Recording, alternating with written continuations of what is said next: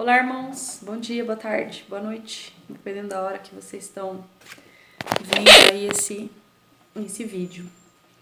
Bom, quem não assistiu o de ontem, eu recomendo assistir primeiro o de ontem, a primeira parte, para depois assistir esse, para a gente poder seguir aí uma sequência, né? Então, eu vou continuar aqui de onde eu parei, para ver se a gente consegue concluir essa ideia. Então, nós estávamos falando do profeta Elias, nós lemos um trecho, que eu vou ler de novo, para a gente poder conversar sobre ele, um pouquinho mais sobre ele, com ele mais fresquinho na nossa mente, tá bom? 1 Reis 19, eu vou ler só do 1 ao 18. Ora, Acabe contou a Jezabel tudo o que Elias tinha feito e como havia matado todos aqueles profetas à espada. Por isso, Jezabel mandou um mensageiro a Elias para dizer-lhe: que os deuses me castiguem com todo o rigor, caso amanhã nesta hora eu não faça com a sua vida o que você fez com a deles. Elias teve medo e fugiu para salvar a vida. Em Berseba de Judá ele deixou o seu servo e entrou no deserto caminhando um dia. Chegou a um pé de giesta, sentou-se debaixo dele e orou pedindo a morte. Já tive o bastante, Senhor, tira minha vida, não sou melhor do que os meus antepassados. Depois se deitou debaixo da árvore e dormiu. De repente um anjo tocou nele e disse: levante-se e coma. Elias olhou ao redor e ali, junto à sua cabeça, havia um pão assado sobre brasas quentes e um jarro de água. Ele comeu e bebeu e deitou-se de novo. O anjo do Senhor voltou, tocou nele e disse: levanta-se e coma, pois a sua viagem será muito longa. Então ele se levantou, comeu e bebeu. Fortalecido com aquela comida, viajou 40 dias e 40 noites até que chegou a Horebe, o monte de Deus. Ali entrou numa caverna e passou a noite. E a palavra do Senhor veio a ele: o que você está fazendo aqui, Elias? Ele respondeu: tenho sido muito zeloso pelo Senhor, Deus dos exércitos. Os israelitas rejeitaram a tua aliança, quebraram os teus altares e mataram os teus profetas à espada. Sou o único que sobrou e agora também estão procurando matar-me. O anjo lhe disse: saia e fique no monte na presença do Senhor, pois o Senhor vai passar. Então veio um vento fortíssimo que separou os montes e esmigalhou as rochas diante do Senhor. Mas o Senhor não estava no vento. Depois do vento houve um terremoto, mas o Senhor não estava no terremoto. Depois do terremoto houve um fogo, mas o Senhor não estava nele. E depois do fogo houve o murmúrio de uma brisa suave. Quando Elias ouviu, puxou a capa para cobrir o rosto, saiu e ficou à entrada da caverna. E uma voz lhe perguntou: o que você está fazendo aqui, Elias? Ele respondeu: tenho sido muito zeloso pelo Senhor, Deus dos exércitos. Os israelitas rejeitaram a tua aliança, quebraram os teus altares e mataram os teus profetas à espada. Sou o único que sobrou e agora também estão procurando matar-me. O Senhor lhe disse: volte pelo caminho por onde veio e vá para o deserto de Damasco. Chegando lá, unja Hazael como rei da Síria, unja também Jeú, filho de Ninsi, como rei de Israel, e unja Eliseu, filho de Safate, de Abel-Meloá, para suceder a você como profeta. Jeú matará todo aquele que escapar da espada de Hazael, e Eliseu matará todo aquele que escapar da espada de Jeú. No entanto, fiz sobrar 7.000 em Israel, todos aqueles cujos joelhos não se inclinaram diante de Baal, e todos aqueles cujas bocas não o beijaram. Então a gente leu esse trecho de 1 Reis, que fala um pouco sobre Elias e esse momento que ele está vivendo, né? O contexto que ele está vivendo naquele momento. Elias foi um profeta muito usado por Deus, muito abençoado por Deus, de uma comunhão imensa assim com Deus. Deus falava com ele, Deus protegia Elias, Deus guardava Elias, uma coisa assim muito maravilhosa e tremenda foi a obra que Deus fez na vida de Elias, muito. E parando para pensar aqui, né, se a gente for falar assim rapidinho, só para lembrar algumas coisas. Estava nesse contexto, que eu já falei ontem, essa questão de que Acabe era rei de Israel, a mulher dele era Jezabel, que assim, nossa, geralmente a Bíblia fala dos reis, não fala de suas esposas. Esse Jezabel A Bíblia narra, fala dela porque ela foi terrível e assim influenciava Acabe também de algumas formas, né? E a gente vai ver, por exemplo, num trecho, agora eu não vou lembrar o nome do homem, que Acabe queria o terreno do homem, queria a propriedade do homem, foi lá pedir para ele vender. Ele falou que não ia vender. Acabe vai, até engraçado, quando você tá lendo, Acabe vai, deita e vai chorar na casa, né? Vai lá ficar triste. A Jezabel fala, por que você tá chorando? Ele fala, não, porque eu acho que foi Nabote, mas agora eu não lembro, eu posso estar errada. Ele vai e fala, não, ele não quis me vender a propriedade. Aí a Jezabel faz uma trama lá, um rolo para poderem matar o homem, para Acabe ficar com a propriedade. Ela era uma mulher assim terrivelmente influenciada, era demoníaca aquela mulher, terrível, né? Então era uma dupla, era Acabe e Jezabel, né, destruindo ali Israel, levantando altares para ídolos, para outros deuses, e estava terrível a situação ali. E Elias fala que não vai chover, e por 3 anos não chove em Israel. Nesse momento, Deus manda ele se esconder nessa hora, é a orientação de Deus. E ele é alimentado por corvos. Olha que coisa maravilhosa. Deus mandava os corvos levar comida para Elias. Ele ficou perto do riacho ali, o riacho de Querite. Ali ele bebia água e os corvos levavam comida, pão e carne para ele. E ele ficou ali por muito tempo sendo alimentado pelos corvos, né? Deus enviava corvos para levar comida para ele. Olha que coisa maravilhosa, né?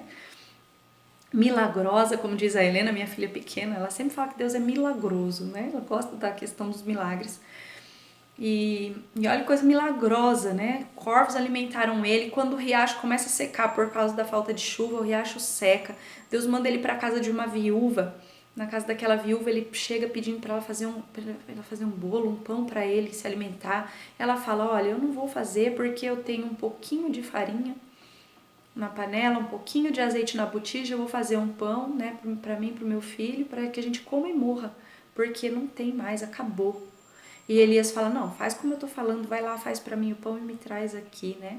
E ela faz esse pão para Elias come, e Deus abençoa também de uma forma magnífica ali, porque não falta farinha na panela, não falta azeite na botija, até que volte a chover em Israel, até que as coisas, né, se alinhem, volte a ter comida. Então, assim, Deus age de uma forma maravilhosa também, trazendo provisão ali, trazendo o alimento para Elias, para aquela viúva, para aquele menino.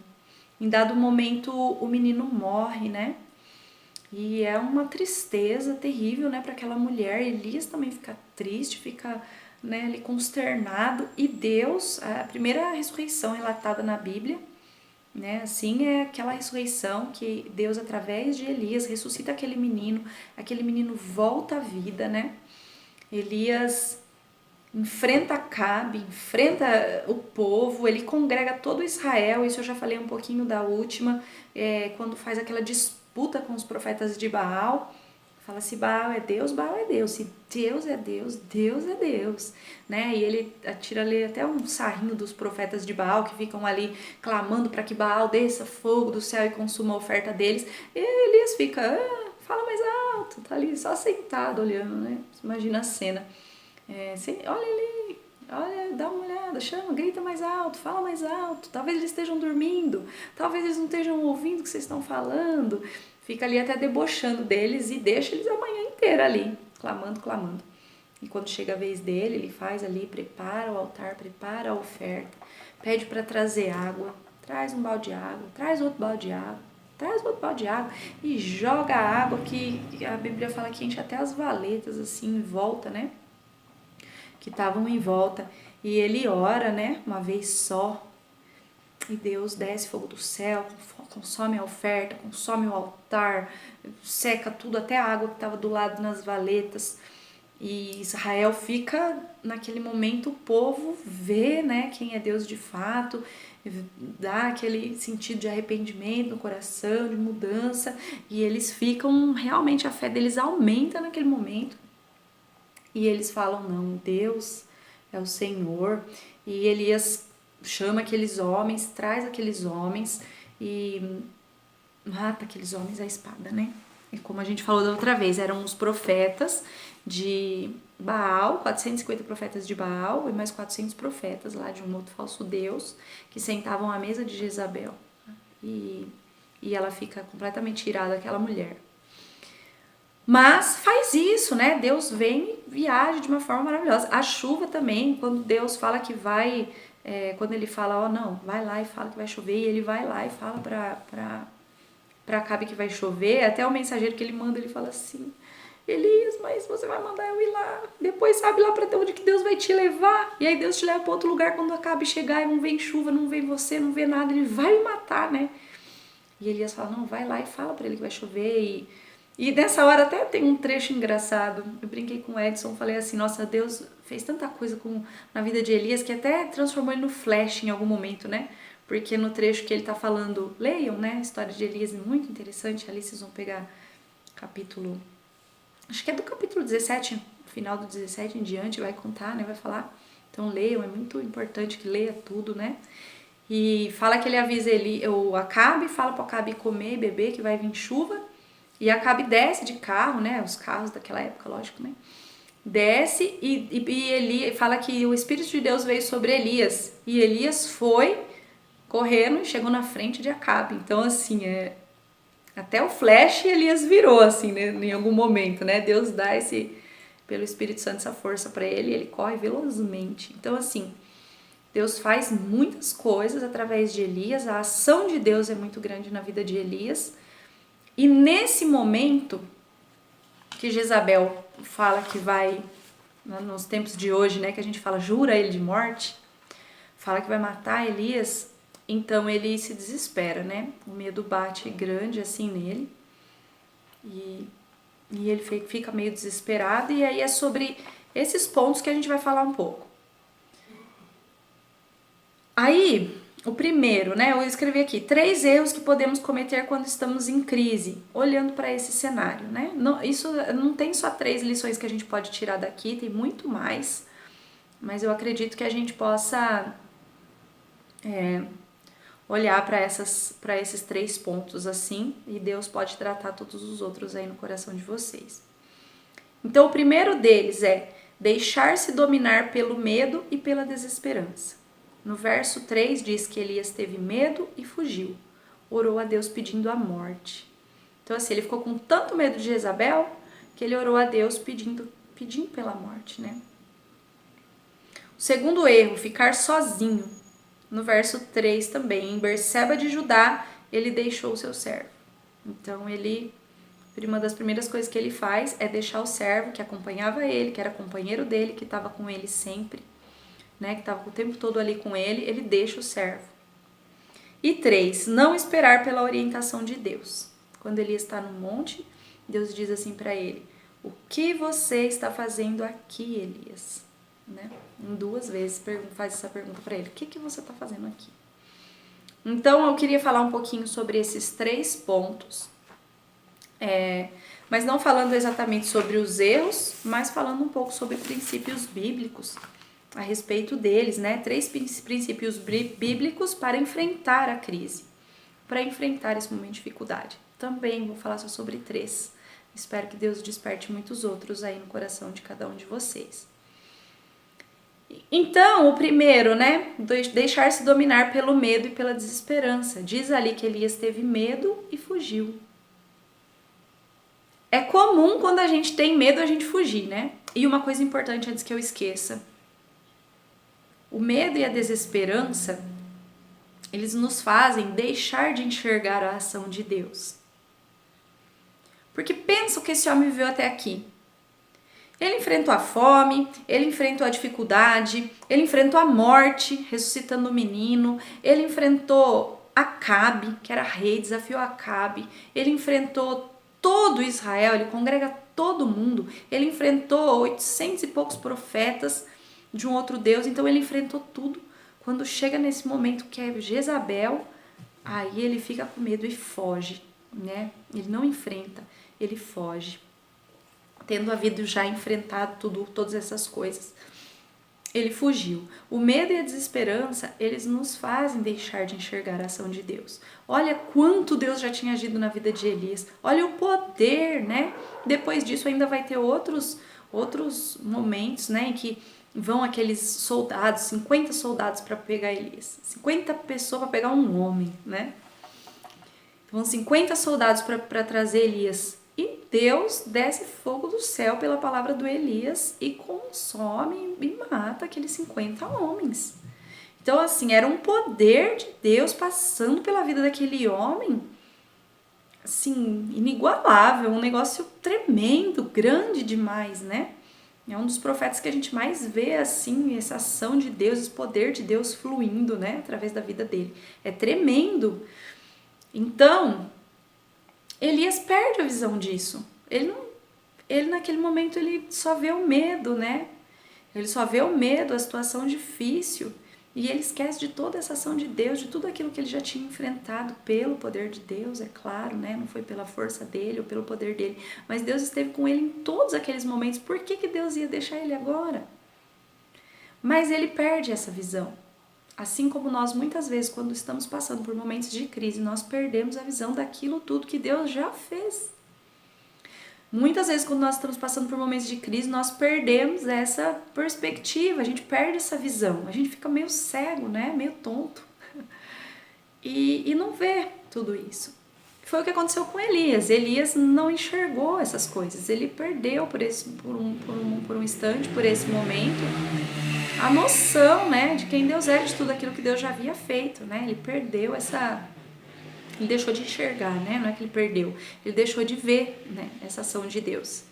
Nos momentos de crise, nós não podemos deixar ficar cegos, né? Não enxergar mais a ação de Deus, tudo aquilo que Deus operou até aqui. Porque o momento de crise, ele é passageiro, ele vai passar. Nós precisamos apenas perseverar em Deus e aguardar, porque vai passar. Aguardar a direção dele, inclusive, é um dos pontos que a gente vai falar aqui. Então, assim, o primeiro princípio, não fuja, não se desespere, coloque sua esperança em Cristo, focando no propósito de Deus. Foque no propósito, foque nas promessas, foque em quem é Deus, né? Não foque na crise, não deixe que o seu foco fique ali naquela dificuldade, naquele problema. Foque no propósito de Deus, não fuja, não se desespere. Então, assim, se você tá... Eu vi um vídeo, não muito recente, mas eu vi um vídeo de um rapaz que estava fazendo uma caminhada numa estrada longa. Ele começou a fazer uma caminhada e, de repente, ele se encontra com uma jaguatirica. Não sei se vocês já viram esse vídeo na internet também. E ele se encontra com um felino, eu não sei bem se era uma jaguatirica, era um bicho assim, irmão da onça, primo da onça. Pra não mentir aqui, né? Depois você olha o vídeo e fala assim, não era uma jaguatirica, era uma, sei lá, outro bicho. E ele se encontra com esse bicho. E aí, assim, é muito tenso, porque eu já acho que me deu vontade de correr na hora que eu tava vendo o vídeo. Ele se encontra, ele se depara com esse felino, e era fêmea, eu acho que provavelmente tinha filhote perto, né? Depois quem tava fazendo comentário do vídeo. Ele não corre, ele fica parado, calmamente, é o que eu tô dizendo, né? Calmamente, aparentando calma, mas ele já tá morrendo de medo por dentro, mas ele ficou calmo ali e ficou, olha, ficava focado, ele mesmo falou, o olho no olho dela o tempo todo, e ela vinha, ele não corria, ele também ficava ali, em um momento que ela, tipo, tentava atacar, tipo, fazia, né, ela fazia assim com as patas e aquele som que eu não vou imitar agora pra vocês não morrer de rir. Aí ela vinha, tentava atacar e ele, em vez de ele ir pra trás, não, ele ia pra frente também e gritava com ela e assustava ela. Então ele foi fazendo isso, ela ia de pouquinho, ele ia dando passos pra trás muito lentos, mas muito lentos pra tentar se afastar dela e ia assustando ela também. Até que um momento ela vai embora e tudo mais, e vai se distanciando dele e ele consegue escapar dela. Mas ele disse, se eu tivesse corrido, ela teria corrido, né, me alcançado, lógico, ela tem 4 patas, a gente só tem 2 perninhas, Deus deu. E ele vai e consegue sair, se afastar desse perigo, né? Mas se ele tivesse sido deixado dominado pelo medo, né? Igual aquele filme do Jurassic Park, que a gente assistiu, quem já assistiu, né? Tá lá o doutor Alan lá, que é especialista no dinossauro, de repente aparece o Tiranossauro Rex. Tem um monte de gente, eles abrem assim uma moita e ele tá lá comendo. Aí ele fala assim, não mova um músculo, fala pro pessoal, porque o dinossauro percebia conforme o movimento. Ele só ia atacar se eles se movessem, só ia perceber a presença deles ali se eles se movessem. E é aquela cena engraçada do filme que todo mundo corre, né? Daí ele fala, ai, vou correr também, e sai correndo com todo mundo. Então, fugir nem sempre é a solução. Aliás, na maioria das vezes não é. Então, quando a gente foge dos problemas, quando a gente foge das crises, quando a gente faz de conta que não está acontecendo, na maior parte das vezes a gente não vai conseguir resolver, a cura não vem, a resolução não vem, porque a gente fica fugindo, né?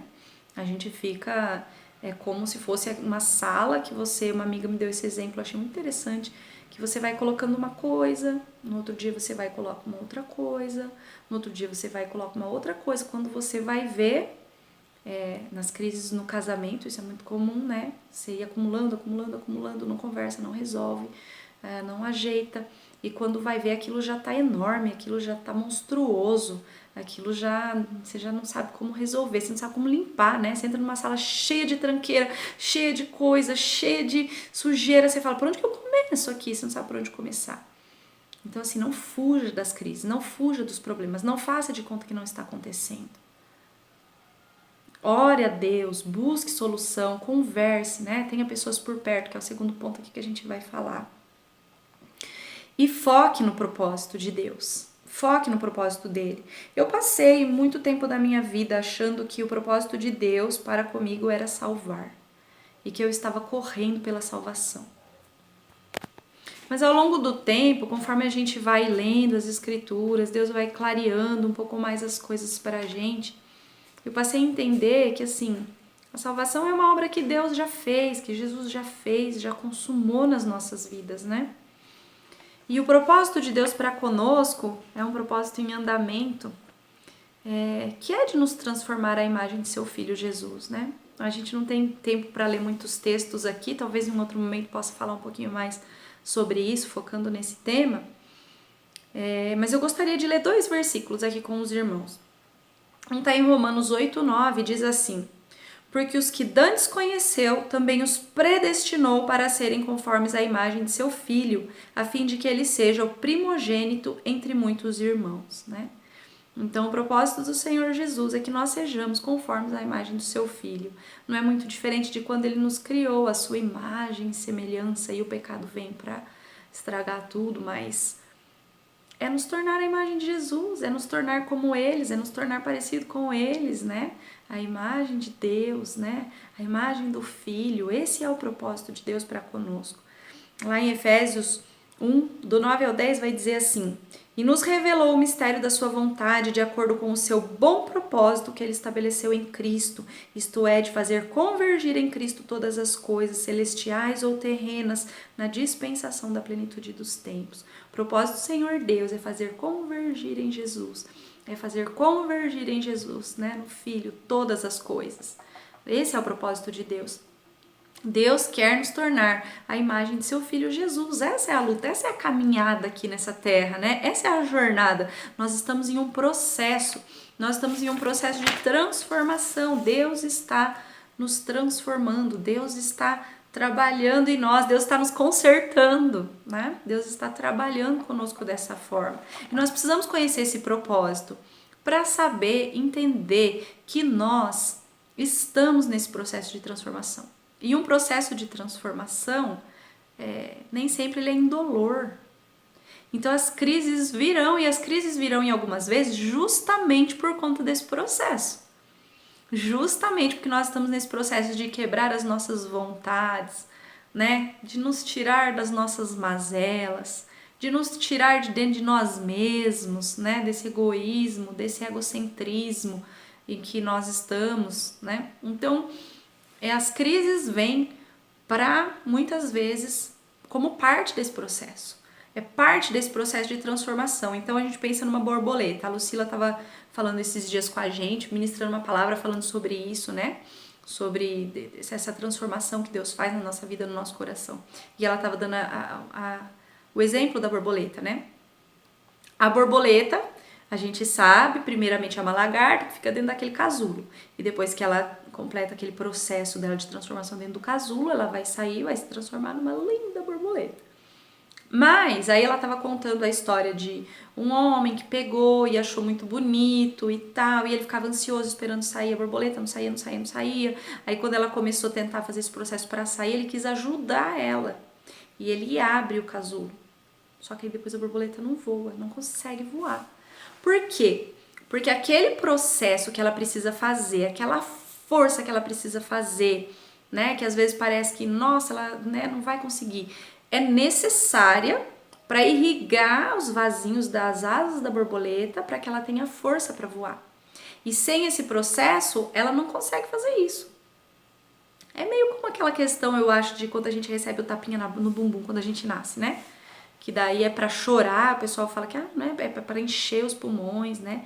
E o bebê chora porque é a primeira vez que entra o ar nos pulmões e aquilo arde, aquilo dói, aquilo é desconfortável. Mas ele precisa daquele processo, porque dentro da barriga não tem o ar, né? Tá ali dentro da placenta, naquele líquido lá e tal. Então, assim, esse processo, irmãos, na nossa vida, ele vai ser doloroso. Vai ter momentos em que vai ser difícil, vai ter momentos que vai doer, vai ter momentos que vai ser, assim, extremamente contra a nossa vontade. E a gente vai falar, não, mas eu não quero assim, mas não é desse jeito, não dá pra dar uma aliviada. Mas vai ser doloroso e a gente precisa compreender isso para a gente conseguir lidar com essas crises olhando para o propósito, olhando para o alvo, olhando para aquilo que é o fim de tudo isso que a gente está vivendo aqui, né? O fim no sentido de o alvo, o objetivo, que é de nos transformar à imagem do seu Filho. Deus está trabalhando em nós, Deus está nos corrigindo, nos consertando, nos ajudando, nos auxiliando, fazendo um trabalho assim conosco esplêndido, no intuito de nos transformar à imagem do seu Filho Jesus. E as crises, por mais que pareça que é para nos derrubar, por mais que pareça em algum momento fala, não, isso aqui vai me derrubar. Senhor, me dá a morte, traz a morte, Elias falou no momento de crise, no momento de medo, né? Não, isso aqui é melhor morrer. É melhor morrer do que viver assim todo dia. É melhor morrer. Não, as crises, elas também podem nos fortalecer, né? A primeira igreja passou uma crise terrível no início, e isso não destruiu a igreja. Isso só fortaleceu a igreja. A igreja foi fortalecida por causa da crise, né? E não destruída. E é isso que Deus quer fazer conosco também. Ele quer nos fortalecer, né? Ele não quer nos destruir. Ele quer nos fortalecer e nos levar a esse patamar, né? De sermos maduros, de sermos a imagem de seu Filho, de sermos cada vez mais transformados no caráter de Cristo, ter o nosso caráter cada vez mais alinhado com o caráter de Cristo, ter o nosso coração cada vez mais próximo do coração de Deus, ter os nossos propósitos cada vez mais alinhados com os propósitos de Deus, com aquilo que Deus quer, os nossos objetivos de vida cada vez mais alinhados com o reino, com os propósitos do reino, com os objetivos do reino, né? Ter isso alinhado, ter isso numa coisa só. E Deus está fazendo esse processo na nossa vida. Não é uma corrida pela salvação, é uma corrida que a gente fala uma corrida, mas na verdade quem faz tudo isso é Deus, né, na nossa vida. A gente precisa perseverar nele para que ele possa continuar corrigindo, exortando, alinhando, colocando no prumo, fazendo, né, realizando em nós a sua vontade, que o nosso coração seja cada vez mais transformado, parecido com o coração dele, né? O segundo ponto, o segundo erro que a gente pode cometer numa crise que eu anotei aqui foi ficar sozinho, né? Lá no verso 3 diz que em Berseba de Judá Elias deixou seu servo. Então, no primeiro sinal de crise, de dificuldade, Elias quer ficar sozinho. E quem nunca, né? É talvez uma tendência nossa do ser humano querer fazer isso. Então a gente não quer falar às vezes, a gente não quer expor, a gente não quer tornar público, a gente quer ficar, deixa eu aqui no meu cantinho. É igual como Elias falou, Deus, eu quero, traz a morte. deixa, acaba com isso, acaba com tudo, acaba com esse momento. Quero que acabe esse momento e não quero falar com ninguém, não quero dividir com ninguém. Quando na verdade isso é um grande erro. É um grande erro.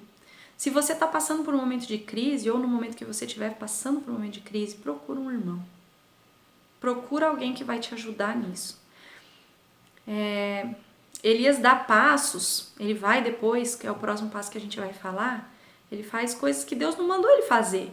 Se ele tivesse com o servo dele, que viu o tempo todo Deus, viu o tempo todo a ação de Deus na vida de Elias, o servo deveria de repente poder falar assim: Elias, espera um pouquinho, calma, vamos esperar um pouquinho. Você lembra daquele dia, daquele fogo que Deus desceu do céu? Você lembra daqueles momentos que os corvos te alimentaram lá no riacho? Você lembra daqueles dias que você passou na casa da viúva, que Deus trouxe a provisão e tinha farinha, tinha azeite? Você lembra de tudo? E eles podiam falar: é mesmo, eu lembro, vou me acalmar, né? Calma. E tudo, né? Mas não, ele deixa seu servo, ele não tem aquele que o lembre, aquele que o ajude, aquele que o ampare, né? Um ombro para chorar só. Oh, meu Deus, essa mulher maldita tá querendo me caçar e conversar. Não, ele fica só. Nós não podemos ficar sozinhos no momento de crise, irmãos, porque no momento de crise são os irmãos que caminham conosco que vão nos lembrar da ação de Deus até ali. Até aqui o Senhor nos ajudou, até aqui o Senhor veio conosco, até aqui o Senhor nos levou, até aqui o Senhor nos conduziu. Louvado seja Deus por causa disso. Mas nos momentos difíceis a gente às vezes não enxerga.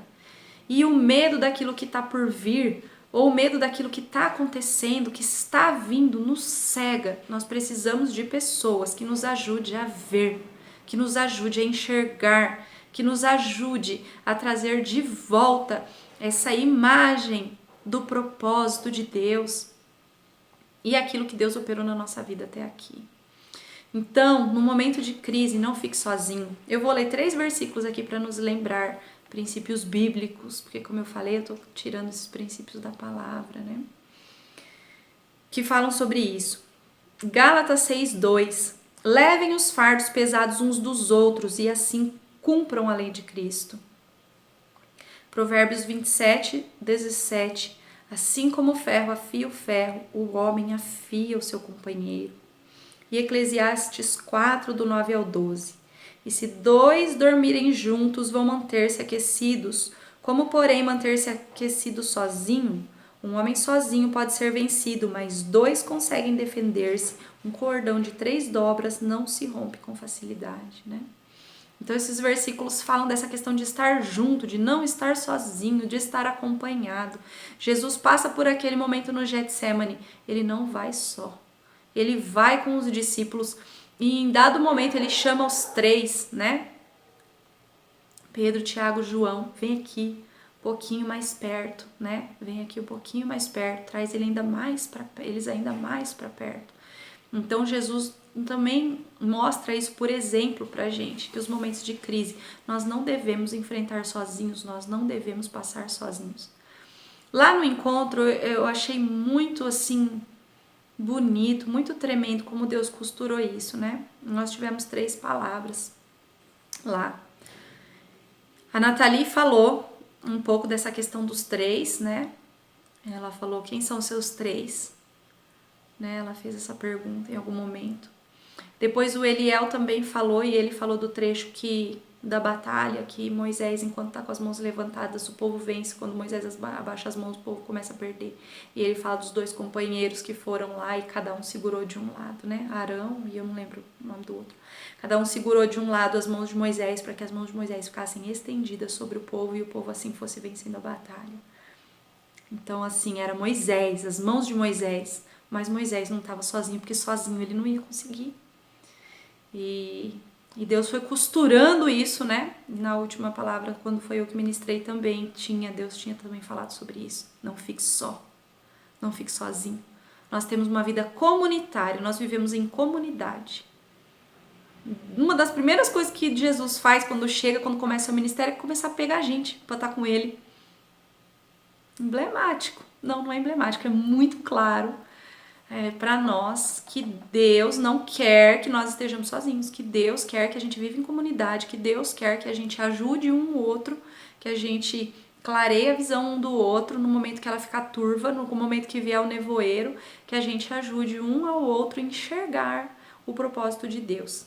E o propósito de Deus é nos transformar à imagem do seu Filho Jesus, e nós vamos caminhar para isso se nós caminharmos juntos. Se nós caminharmos juntos. Nós não vamos abrir para todo mundo. Está passando numa crise, dificilmente, apesar de que há quem consiga fazer isso também, não está errado. Abrir numa reunião, olha, tô passando por essa situação, tal. Você talvez não vá conseguir fazer isso, mas ache o seu irmão. Ache aquele que vai ser o seu sustento, o seu apoio, aquele que você vai estar conversando sobre isso, aquele que você vai estar dividindo isso, aquele que vai estar orando sobre isso junto com você, para que você possa vencer esse momento de crise. Joia, terceiro e último, que se deixar eu vou embora, né? Terceiro e último ponto. O erro que a gente pegou, né, que seria não esperar a orientação de Deus. Então, quando Elias vai pro monte, aí você fala assim, mas Deus deu pão, tudo pra ele, ok, mas não mandou ele lá. Deus deu porque Deus sabia que ele ia, né? Então ele tem forças pra ir, mas Deus não mandou ele ir lá. Deus não deu orientação. Ele queria ouvir Deus, ele foi procurar o monte, ele foi procurar o lugar, mas Deus não mandou ele ir. Então, o erro que eu anotei aqui, que a gente pode cometer no meio da crise, é não esperar a orientação de Deus, né? Lá no verso 9, o que você está fazendo aqui, Elias? Deus pergunta para ele, o que você está fazendo aqui? Não mandei você vir aqui, né? Então, não esperar a orientação de Deus, porque quando a gente está em crise, quando o nosso coração está machucado, quando o nosso coração está cansado, e até vou fazer um parênteses aqui, sobre o cansado. A gente fala assim, Elias tinha passado por tudo isso e depois pede a morte. Pode ser também que Elias estivesse cansado, a palavra não fala isso, mas é uma coisa que a gente pode supor também. Ele já tinha passado por tudo aquilo. Pode ser que se fosse um momento assim que ele cansou mesmo. Aí eu cansei, né? Pode ser. E às vezes isso acontece com a gente também. A gente fica cansado. Quando a gente faz uma viagem de longa distância, vou daqui para Minas, para o interior de Minas, pro fundão lá, e vou 12 horas de viagem. Bahia, sei lá, não sei as horas aí de distância. Eu vou para Bahia, vou ficar 3 dias viajando de carro. Você vai ter que fazer parada. Você não vai viajar direto, você não vai pegar daqui e ir embora até chegar na Bahia. Você vai parar no posto de gasolina, você vai ter que almoçar, você vai ter que comer, você vai ter que ir no banheiro. E essas paradas técnicas, elas são importantes às vezes na nossa vida também. Parada, não tô falando assim, vou deixar tudo, vou deixar de ir na reunião, vou deixar de fazer tudo, vou parar. Não tô falando disso. Tô falando de descansar. Não, gente, peraí que agora eu preciso de uma ajuda, eu preciso aqui de um momento para eu parar, para eu centrar, para eu entender, né? Me ajudem aqui. A gente para, a gente descansa, a gente não desiste. Quando a gente cansa, a gente não desiste. Imagina, você foi até metade do caminho daqui pra Bahia. Aí quando chegou lá, você cansou, você falou, não, isso aqui é muito longe, muito cansativo, vou voltar. Poxa, mas faltava, se você tivesse seguido, você teria chegado lá. Não é voltando, né? Não é desistindo, não é parando. É seguindo, mas para, descansa. Pega o foco de novo, alinha e segue de novo. E continua, assim precisa ser a nossa vida, né? E Elias estava tão cansado naquele momento que ele pede a morte. Fala de Senhor, manda a morte, né? E ele não espera a orientação de Deus. É que eu fiz um parênteses aqui com o cansaço, porque isso é importante. Ele não espera a orientação de Deus para chegar naquele lugar. Para chegar onde ele estava indo. Ele vai por conta, né? Ele vai por conta própria, caminha um longo caminho. E depois Deus questionou ele o que ele está fazendo lá. Então, o terceiro princípio bíblico aqui, né, e último, para falar sobre isso, contra essa questão de não esperar a orientação de Deus, pare para ouvir a voz de Deus, né? Pare para ouvir a voz de Deus. Elias caminhou uma longa distância, um longo caminho, cansativo, doloroso, dói a perna, né? A gente que faz uma caminhadinha aí, quando chega lá, minha perna. Longo caminho, para depois Deus mandar ele voltar. Então, quando a gente não espera a orientação de Deus, a gente toma decisões que o momento de crise não é o momento certo para tomar decisões definitivas, né? É um momento para você parar, para pensar, buscar a direção de Deus, para depois você tomar uma decisão. Porque se a gente não ouve a voz de Deus, a gente toma decisões erradas. Que vai nos fazer se arrepender depois. O rapaz lá se separou da esposa, mas daí não dava para consertar mais. Ele falou assim, nossa, eu queria muito voltar para minha primeira esposa. Agora não dá mais, eu já tô com outra pessoa, ela já tá com outra pessoa. Então ele fez um caminho, ele caminhou um longo caminho para falar, vixe, não era isso que era para ter feito. E às vezes nós fazemos isso, a gente vai caminhar longo caminho, tomar decisão que não é para tomar, ir para lugar que não é para ir, quando Deus não disse que era para ir, quando Deus disse nada, nem que era para você ir, nem que era para você ficar à espera. Para, estaciona, calma, tranquiliza, aquieta o coração. Deus, é interessante isso, porque me fez lembrar agora que nesse trecho que a gente leu, Deus não está no terremoto, Deus não está nas grandes movimentações, Deus está na brisa suave, é onde Deus vai falar. Então aquieta o seu coração, aquieta a sua alma, aquieta o seu interior.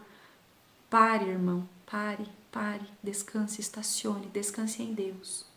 E espere a orientação do Senhor, busque pela orientação do Senhor, não sozinho. Acompanhado com um irmão, focando no propósito de Deus. Tem um texto lá em João 6,45 que diz assim: está escrito nos profetas, todos serão ensinados por Deus, e todos os que ouvem o Pai e dele aprendem, vêm a mim. Todos os que ouvem o Pai vêm a mim. Então, assim, se nós pararmos para ouvir a voz de Deus, nós não iremos para um lugar diferente daquele que Jesus está nos esperando, né? Eu escrevi uma frase assim: a voz de Deus sempre te levará até Jesus. Se você parar para ouvir o Senhor nos momentos críticos da sua vida, você jamais será levado para longe de Cristo ou longe da sua vontade. Então, irmãos, que nós possamos parar para ouvir o Senhor, que nós possamos nos agrupar, nós possamos estar com os nossos irmãos, não estar sozinhos, né?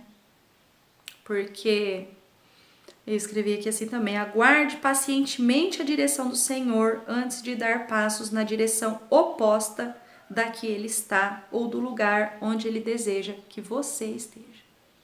Então, assim, a gente faz um longo caminho na direção oposta, né? Então, assim, qual que é o seu destino? Eu quero ir para Brasília. Peguei aqui, tô indo. E depois vem em algum momento e você descobre que não, Brasília não era para cá, era para cá. Aí você tá na direção oposta.